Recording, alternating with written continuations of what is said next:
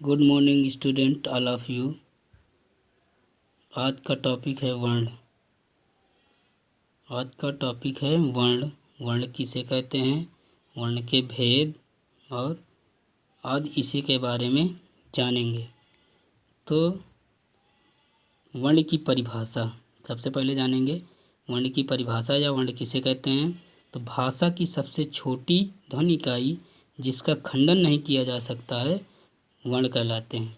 भाषा की सबसे छोटी ध्वनि इकाई जिसका खंडन नहीं किया जा सकता है वर्ण कहलाते हैं। जैसे का, खा, गा आदि, छोटा, बड़ा, छोटी, बड़ी, छोटऊ, बड़ऊ आदि, ये सभी क्या हैं, वर्ण। हिंदी वर्णमाला में कुल 52 वर्ण होते हैं। हिंदी वर्णमाला में कुल 52 वर्ण होते हैं। अब सबसे पहले जानेंगे वर्ण के भेद। वर्ण के भेद, तो वर्ण के भेद, वर्ण के दो भेद होते हैं। पहला है स्वर, दूसरा है व्यंजन। पहला है स्वर और दूसरा है व्यंजन। तो अब जानेंगे स्वर। स्वर किसे कहते हैं, तो जिन वर्णों को बोलने के लिए दूसरे वर्णों की सहायता नहीं लेनी पड़ती है उन्हें क्या कहते हैं, उन्हें स्वर कहते हैं। जिन वर्णों को बोलने के लिए दूसरे वर्णों की सहायता नहीं लेनी पड़ती है उन्हें स्वर कहते हैं। जैसे आ से लेकर आ तक ये सभी स्वर होते हैं। तो हिंदी वर्णमाला में कुल 13 स्वर होते हैं। कितने स्वर होते हैं, 13 स्वर होते हैं। ठीक है। स्वर के भेद, स्वर के भी 3 भेद होते हैं। स्वर के 3 भेद होते हैं। पहला है ह्रस्व स्वर, दूसरा दीर्घ स्वर और तीसरा है लुप्त स्वर। ह्रस्व स्वर किसे कहते हैं, जिन स्वरों को बोलने के लिए बहुत कम समय लगता है उन्हें ह्रस्व स्वर कहते हैं। जैसे छोटा, छोटी, छोटऊ। ठीक है। फिर है दीर्घ स्वर, जिन स्वरों को बोलने के लिए ह्रस्व स्वर से अधिक समय लगता है उन्हें दीर्घ स्वर कहते हैं। उन्हें दीर्घ स्वर कहते हैं। जैसे बड़ा, बड़ी, बड़ऊ, ए से लेकर आ तक ये सभी क्या होते हैं, दीर्घ स्वर। तीसरा है लुप्त स्वर। तीसरा है लुप्त स्वर।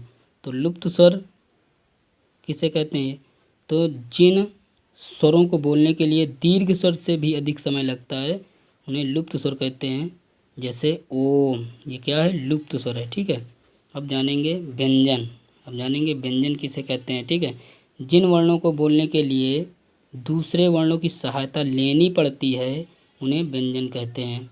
जिन वर्णों को बोलने के लिए दूसरे वर्णों की सहायता लेनी पड़ती है उन्हें व्यंजन कहते हैं। जैसे का से लेकर गया तक ये सभी क्या हैं, व्यंजन है। ठीक है। अब जानेंगे व्यंजन के भेद। व्यंजन के 5 भेद होते हैं। पहला है स्पर्श व्यंजन, दूसरा है अंतस्थ व्यंजन, तीसरा ऊष्म, चौथा संयुक्त और पांचवा उच्छिष्ट व्यंजन। ठीक है। तो सबसे पहले जानेंगे स्पर्श व्यंजन। तो स्पर्श व्यंजन के भी 5 भेद होते हैं। पहला है कंठ, दूसरा तालव्य, तीसरा मूर्धन्य, चौथा दंत और पांचवा ओष्ठ। ठीक है। कंठ वाले वर्ण कौन होते हैं, तो का से लेकर अंगा तक ये कौन से होते हैं, कंठ वाले। का, खा, गा, घा और अंगा ये कौन से होते हैं, कंठ। दूसरा है तालव्य, चा से लेकर इया तक ये तालव्य होते हैं। चौथा है मूर्धन्य, टा से लेकर अड़ा तक मूर्धन्य होते हैं। फिर है दंत, ता से लेकर ना तक ये होते हैं दंत। देखिए इनको दांत के सहारे से बोला जाता है। ठीक है। फिर है पांचवा ओष्ठ, पा से लेकर माँ तक ये ओष्ठ होते हैं। ठीक। फिर नंबर दूसरा है अंतस्थ व्यंजन। कौन से, अंतस्थ। तो माँ के बाद फिर आगे जाइए, या, रा, ला, वा, ये कौन से होते हैं, अंतस्थ व्यंजन। तीसरा है ऊष्म व्यंजन। तीसरा कौन सा है, ऊष्म व्यंजन। सा, खा, सा, हा, ये कौन से व्यंजन कहलाते हैं, ऊष्म व्यंजन। फिर है चौथा संयुक्त व्यंजन। छत्र, ज्ञ और सीरी वाला स्रा ये होते हैं कौन से, संयुक्त व्यंजन। पांचवा है उच्छिष्ट व्यंजन। ढ़ और ढ ये उच्छिष्ट व्यंजन होते हैं।